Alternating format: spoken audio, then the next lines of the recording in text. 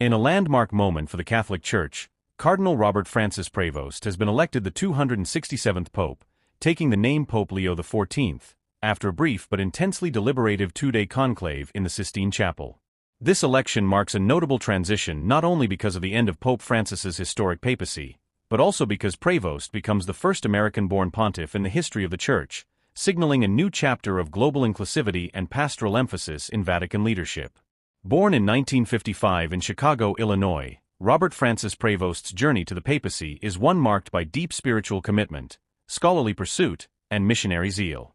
Before entering the priesthood, he earned degrees in mathematics and engineering, but his calling to religious life soon led him to join the Order of St. Augustine. His formation as a theologian and canon lawyer was shaped in Rome, where he obtained a doctorate from the Pontifical University of St. Thomas Aquinas. His religious path took him far from his Midwestern roots, most notably to Peru, where he served for many years in a range of pastoral and administrative roles, eventually becoming the Bishop of Chiclayo in 2015. His fluency in Spanish, French, Italian, and Portuguese, in addition to English, made him particularly effective in Latin American contexts and in Rome, where his rise in the curial ranks continued steadily. Prevost's Vatican career reached new heights in 2023 when Pope Francis appointed him prefect of the dicastery for bishops, effectively placing him in charge of one of the most influential departments in the Holy See, overseeing the selection of bishops around the world. That role not only broadened his global perspective, but also deepened his relationships within the College of Cardinals. Those relationships would prove crucial in the most recent conclave, where he emerged as a consensus candidate amidst a field of highly diverse contenders. The conclave that elected Pope Leo XIV began 2 days prior, following the solemn funeral rites for Pope Francis, who passed away after more than a decade of transformative leadership. Francis, the first Jesuit pope and the first from the Americas, was known for his focus on mercy, climate change, poverty, and inclusivity.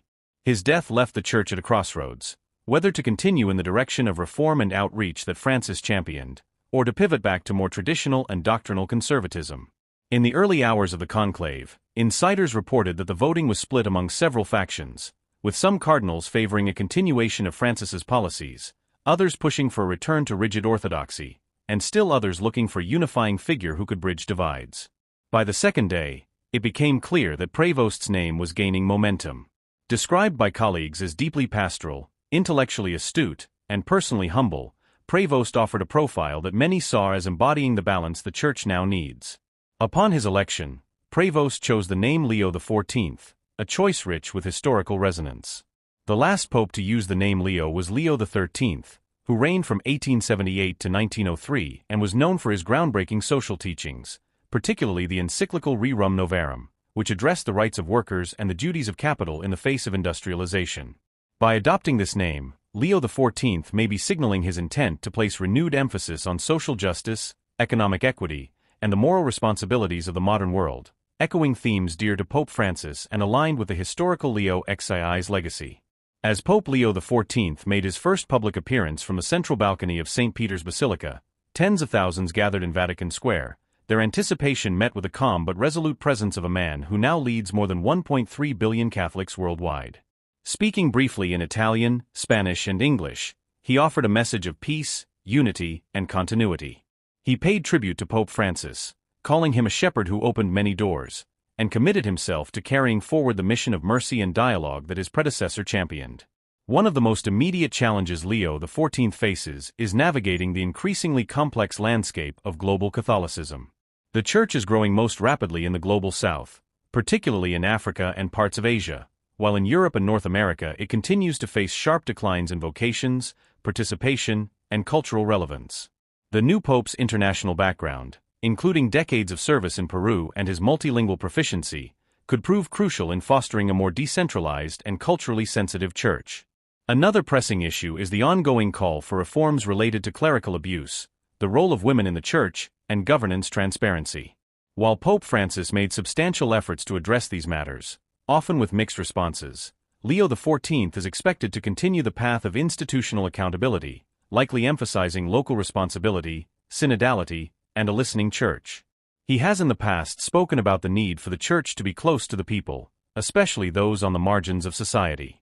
His previous work also suggests a deep concern for migrants and refugees, and he is known for advocating a Church without borders.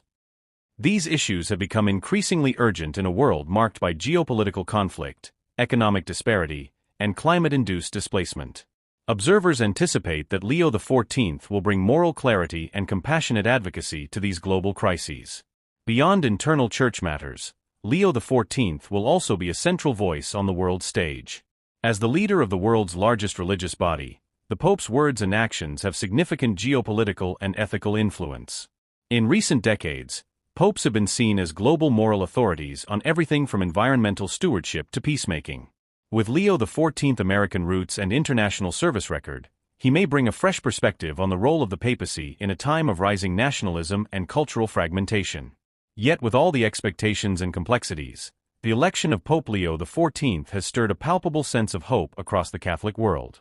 The early reactions from both laypeople and clergy suggest that many view him as a bridge between tradition and renewal, someone who honors the heritage of the Church while being attuned to the urgent needs of today's faithful. He is described by those who know him as a man of quiet strength, an attentive listener, and a leader with a deep spiritual center. As the Church enters this new papal era, much remains to be seen about how Leo XIV will shape doctrine, governance, and global influence.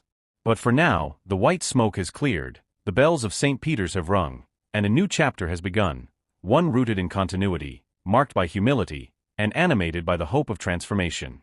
The world watches, the faithful pray, and Pope Leo XIV begins the sacred task of guiding the Church through the currents of the 21st century.